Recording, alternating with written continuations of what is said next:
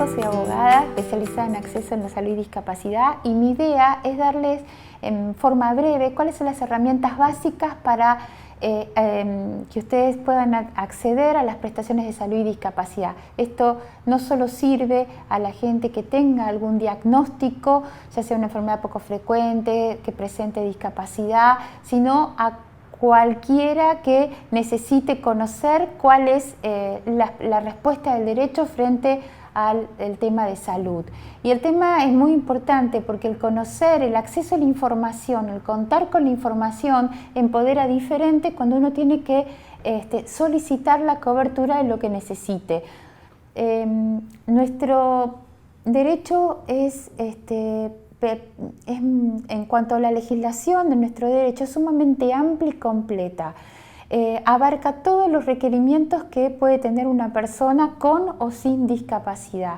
Y la salud tiene rango constitucional, y esto no es una utopía. Es importante conocer que está garantizada como derecho humano, porque esto me posibilita el acceso efectivo a la cobertura de salud, independientemente si me acuerde qué número de ley o norma me protege. El saber que tiene garantía en la Constitución Nacional es lo que me empodera para acceder efectivamente a la cobertura de salud, porque no es suficiente que tengamos un ordenamiento completo, sino que realmente ese ordenamiento completo me permita el acceso efectivo a la cobertura.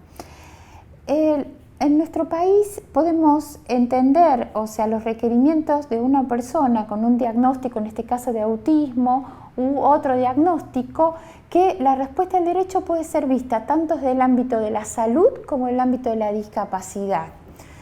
¿Y por qué desde la salud? Porque todo lo que es exclusivamente médico va a tener respuesta desde la normativa de salud o desde la normativa de discapacidad. Pero cuando uno necesita determinados beneficios sociales que vienen íntimamente relacionados con el diagnóstico, la respuesta la va a dar la normativa de discapacidad. Es decir, la diferencia en dar la respuesta del derecho a buscar la normativa de salud y discapacidad son los beneficios sociales. Y esto sobre todo marca la diferencia cuando uno no tiene un prestador de salud, que no tiene una obra social o un agente del seguro de salud, o no tiene una entidad prepaga, sobre todo o la gente que tiene PAMI o que tiene el programa federal de salud, el programa Incluir Salud, es decir, la gente que tiene pensiones asistenciales o no contributivas. Por eso la importancia de conocer la diferencia entre una normativa y otra son los beneficios sociales. Ahora, desde el ámbito de salud, ¿cuál es la normativa que nos protege? En realidad, en primer lugar, tenemos lo que es una norma de política nacional, como es el programa médico obligatorio. La ley de enfermedades poco frecuentes, es decir, aquellas enfermedades que en relación a la situación epidemiológica del país tienen una incidencia muy baja, de menor de 1 entre 2.000 habitantes. Y tiene a su vez, esta patología tiene a su vez normativa propia, como es la ley de autismo. Es decir, que hay suficiente normativa como para que la persona acceda a la cobertura de los requerimientos que precisa, ¿sí? Ahora, cuando hablamos de normativa de salud, siempre esta normativa va a ser aplicable a gente que tenga una obra social o una entidad prepaga. Cuando me refiero a obra social, abarco cualquier obra social provincial, cualquier obra, un agente del seguro de salud es aquellas obras sociales nacionales que uno tiene por cobertura obligatoria, ¿sí? O una entidad prepaga, independientemente de la forma jurídica que tenga esa prepaga. Por ejemplo, hay asociaciones mutuales, hay asociaciones de beneficencia que tienen prestadores, Hospital Italiano, etc. Hay fundaciones que por ejemplo, no importa la forma jurídica que tenga, sino siempre voy a hablar de esta normativa de salud cuando la persona tenga un prestador de salud. ¿Por qué digo esto? Porque hay determinados límites de cobertura cuando uno habla de salud. Cuando uno habla de discapacidad, ¿sí? Primero hay que entender bien ¿cuál es el concepto de discapacidad? Porque no es suficiente que la persona tenga un diagnóstico. Ese solo diagnóstico no dice que esa persona tenga discapacidad. ¿Cuándo hay discapacidad? Discapacidad en sentido jurídico, ¿no? En sentido jurídico, discapacidad es un concepto biopsicosocial. ¿Qué significa esto? Que hay dos elementos íntimamente unidos. Una alteración funcional de la salud, que puede ser mental, motora, visceral, sensorial, no importa cuál es la causa de esa alteración funcional de la salud. Y esta alteración funcional me provoca una desventaja en la integración social. Es decir, si yo estoy diciendo que hay una desventaja en la integración social, se quiebra el principio de igualdad ante la ley. Entonces, ¿cuál es el concepto del legislador? Dar una cobertura integral médico y social para que esa nueva persona esté nuevamente en igualdad de oportunidades con el resto de las personas sin discapacidad.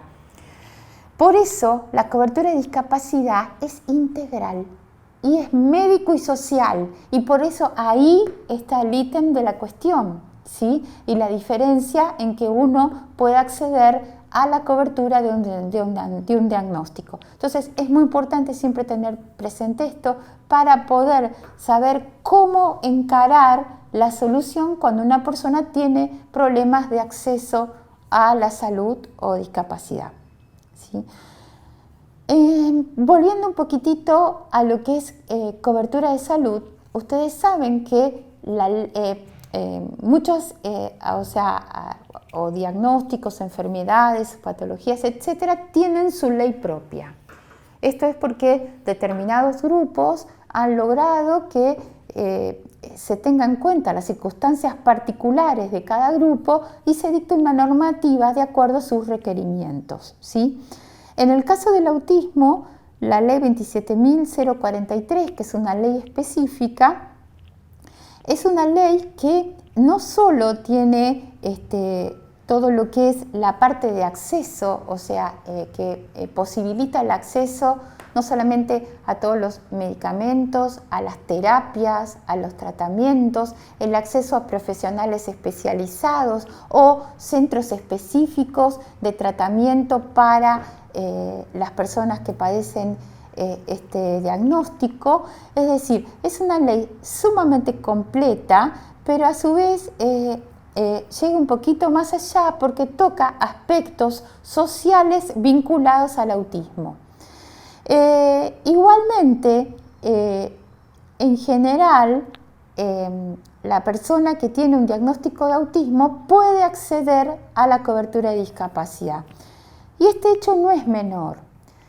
No es menor porque si bien puede acceder al tratamiento, a la terapia específica que requiere, ¿no?, o al centro de rehabilitación específico o el medicamento que requiere, a veces hay diferentes circunstancias, por ejemplo, la dificultad para encontrar un trabajo o la necesidad de contar con acompañantes terapéuticos o la necesidad de contar con una maestra integradora para acceder a la escolaridad o tener proyectos específicos de integración de personas con discapacidad en escuelas, etc.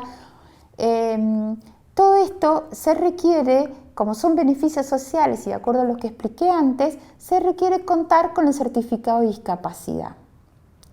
Entonces acá es como que vamos a hacer una pequeña pausa para explicar qué es el certificado de discapacidad. En primer lugar, el certificado de discapacidad es un instrumento público, ¿no? Siempre doy el mismo ejemplo, que es como decir, tengo el DNI, ¿no? Entonces, si lo pierdo, tengo que hacer una denuncia policial porque perdí el DNI, ¿sí? Y sobre todo para que nadie haga un uso indebido del certificado de discapacidad. El certificado de discapacidad, en principio, no tiene nada que ver con el porcentaje de discapacidad que la persona tenga. Es decir, podemos tener personas con un 5% por un baremo laboral de discapacidad, o podemos tener una persona de un 90% de discapacidad. Eso no tiene nada que ver. El certificado de discapacidad no tiene que ver con ningún baremo laboral, no tiene que ver con el porcentaje de discapacidad que esa persona tenga. no tiene que ver con el porcentaje de discapacidad para obtener un beneficio previsional, para obtener una pensión asistencial o no contributiva. No tiene que ver con el proceso de determinación de la capacidad, que antes se llamaba curatela, donde a una persona se le nombraba un apoyo, un curador, un representante para que le ayude en la toma de decisiones que hacen a su vida diaria. Es decir, la discapacidad o el certificado de discapacidad no tiene que ver con eso, tiene que ver con las consecuencias o los problemas que tiene en la integración social una persona con determinado diagnóstico. Entonces, es muy importante perderle miedo al certificado de discapacidad. Primero y principal, siempre la primera pregunta es, ¿queda registrado en algún lado? El certificado de discapacidad, hay un registro de certificados de discapacidad, pero es un registro que tiene las características de confidencialidad. No accede cualquier persona a ese certificado de discapacidad. Inclusive, como es un instrumento público con determinados requisitos, tiene sellos de agua, tiene numeritos, tiene código de barras, etc., lo que se va a comprobar la autenticidad es a través de estos indicadores que cuenta el instrumento público. Pero el certificado de discapacidad, si yo no lo presento, la gente en general no sabe que tengo un certificado de discapacidad. Es decir, igualmente, el certificado de discapacidad no discrimina. La discriminación es cultural, el estigma es cultural, ¿sí? Es decir, el contar con el certificado de discapacidad es que la persona tenga una protección más allá. Es un elemento de planificación sucesoria. Va más allá de simple permitirme a mí determinados beneficios médicos y sociales que ahora les voy a contar. El certificado de discapacidad, en realidad, es el paraguas protector para la persona que lo posee, porque le posibilita, llegado el caso, por ejemplo, beneficios de planificación sucesoria, cómo dejar protegida a la persona cuando el titular no esté, a través de las pensiones derivadas, a través de poder continuar con la misma obra social que tenía el titular. La posibilidad de acceder a una forma de cobertura a cargo de una persona y tener la cobertura obligatoria de salud, ¿sí? Implica el acceso a los beneficios sociales que ahora vamos a contar. Es decir, a veces no obtener el certificado de discapacidad es desproteger a la persona con discapacidad. Entonces, no hay que tenerle miedo, ¿sí? Y tampoco hay que abusar del certificado de discapacidad. Siempre hay que hacer un uso ético del certificado de discapacidad. A veces venía gente a consulta y me decía, vengo por el auto. ¿Cómo por el auto? Yo no tengo una concesionaria ni nada por el estilo. No, el auto por el certificado de discapacidad. No, a ver, espere un minutito. Sí. Primero vamos a ver si usted puede obtener el certificado de discapacidad. Después vamos a ver si usted necesita el auto realmente para trasladar a la persona con discapacidad o para que la persona con discapacidad pueda desarrollarse en el mundo que lo rodea. Entonces usted sí va a gozar, porque lo que quiere el certificado de discapacidad o la normativa de discapacidad es poner a la persona en igualdad de oportunidades con una persona que no tiene ese diagnóstico. Es decir, va a ser la diferencia. Es esa discriminación positiva para que esa persona esté en igualdad. El principio, la discapacidad está íntimamente relacionada con el principio de igualdad ante la ley, ¿sí? Entonces, y por eso tiene una protección especial la discapacidad. Tiene una protección especial, tal es así que tiene la Convención de los Derechos de las Personas con Discapacidad, tiene rango constitucional a través de la Ley 27.044. Igualmente era un tratado internacional ratificado por nuestro país que esto también le otorgaba rango constitucional. Así es la norma máxima. Por eso no importa si yo no me acuerdo en qué norma o en qué artículo necesito para acceder a la cobertura de las prestaciones del acompañante terapéutico, de la integración escolar, del beneficio que requiere la persona, de la terapia o el producto dietario o lo que fuere. Es decir, el estar contemplado. ¿Y por qué la Constitución? Por lo contempla y lo ratifica, porque hay determinados grupos que son considerados vulnerables: niños, ancianos, mujeres y personas con discapacidad. Entonces, es muy importante que esta discriminación positiva que efectúa nuestra legislación es justamente para igualar oportunidades. Por eso hay que hacer un uso ético, hay que usarlo justamente para igualar este derecho que nos otorga la ley, es para que estemos en igualdad de condiciones con el resto de la gente y podamos desarrollar una vida íntegra. Muy bien, ahora, ¿qué beneficios me otorga el certificado de discapacidad? Dijimos que la discapacidad es un concepto biopsicosocial, por lo tanto los beneficios son médicos y son sociales, ¿sí? Si son médicos, por ejemplo, todos los medicamentos relacionados con la patología o consecuencias de la patología van a ser al 100%. Es decir, si yo necesito un medicamento determinado, pero ese medicamento me cae mal al estómago, voy a tener que tener también la cobertura del medicamento para protector del estómago. Es decir, todos los medicamentos relacionados con las patologías y consecuencias de la patología. Todas las terapias que necesite la persona, siempre que no sean experimentales, obviamente. Esto no quiere decir que sean terapias nuevas y que estén excluidas, al contrario, lo que no quiere decir es que no sea experimental, porque todo lo experimental por regla de bioética tiene que ser gratuito.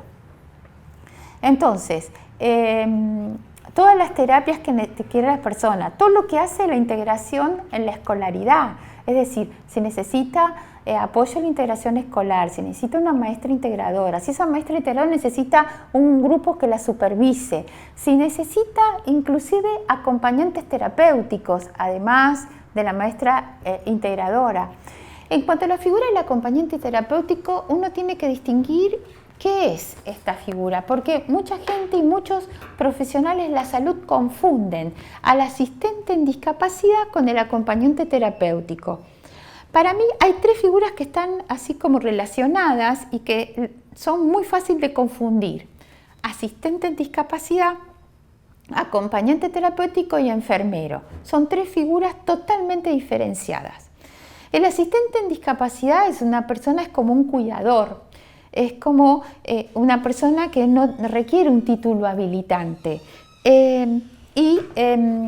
Estos asistentes en discapacidad son requeridos a veces para numerosas tareas de apoyo a la persona en su domicilio y pueden pedirse en la cantidad de horas que la persona necesite. Otra cosa es el acompañante terapéutico. El acompañante terapéutico es una profesión que no tiene reconocimiento a nivel nacional por el Ministerio de Salud, ¿sí? Pero hay algunas provincias que tienen legislación propia que reconocen a la carrera del acompañante terapéutico.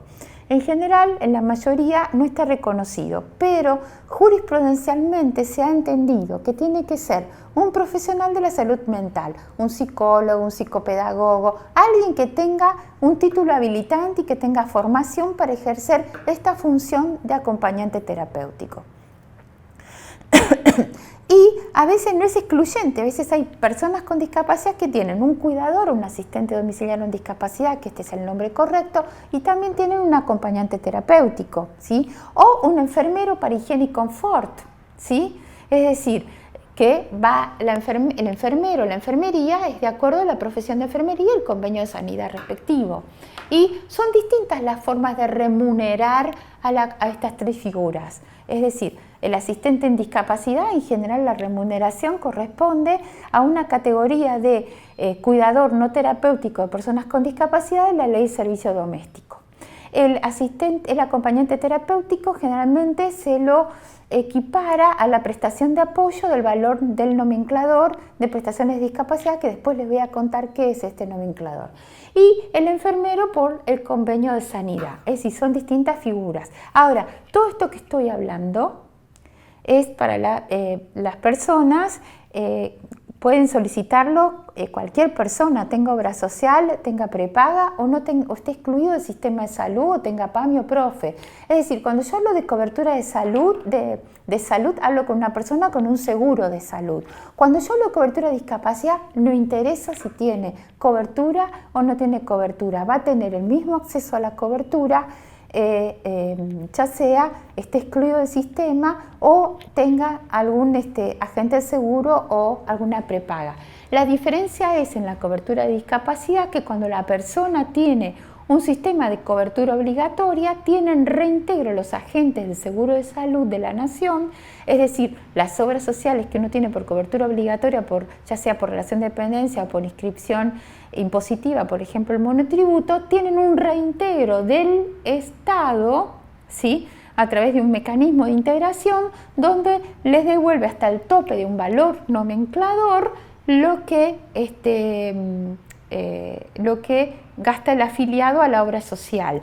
Es decir, y este nomenclador en realidad es una norma financiera que está exclusivamente relacionada entre el Ministerio de Salud y el agente del Seguro de Salud. No tiene acción o no es oponible el beneficiario. Lo que pasa es que se ha tomado como un criterio de razonabilidad por reflejar un valor de mercado y se ha tomado como criterio de razonabilidad cuando la obra social o la prepaga no tengan un prestador adecuado para esta persona.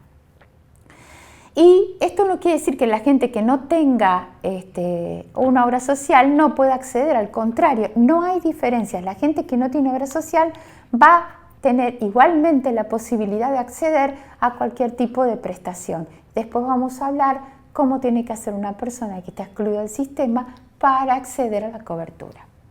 Entonces, otro de los beneficios son los beneficios de las internaciones, ¿no?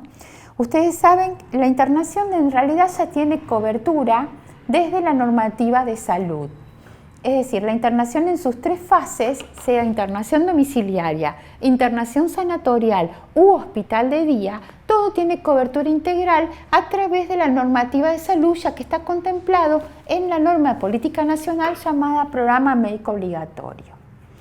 El Programa Médico Obligatorio es una resolución del Ministerio de Salud de la Nación que establece un piso mínimo obligatorio, es decir, no es un techo, es un piso. A veces suele pasar que uno va a una obra social o a una prepaga y le dicen no está en el PMO, no está en el programa médico obligatorio.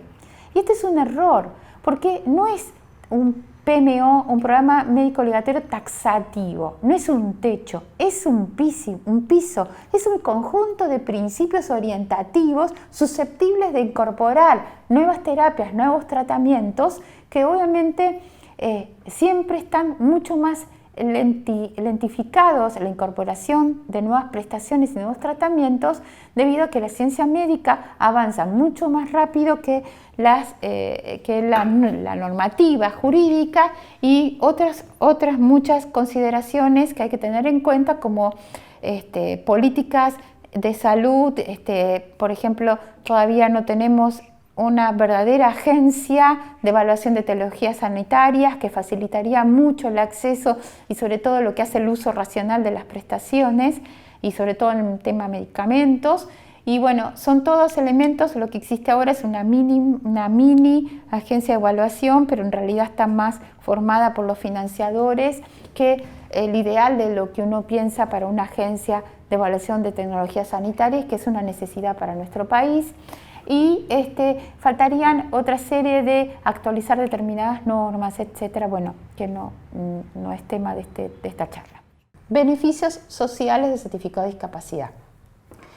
En los beneficios sociales, primero, ya creo que antes adelantamos un poco, que eran, por ejemplo, todo lo que es referido a la escolaridad, a la integración, a las prestaciones de acompañante terapéutico, a las prestaciones de cuando no hay grupo familiar continente, hogar permanente, centro de día, centros educativos terapéuticos, las distintas terapias y otro de los beneficios es el del transporte.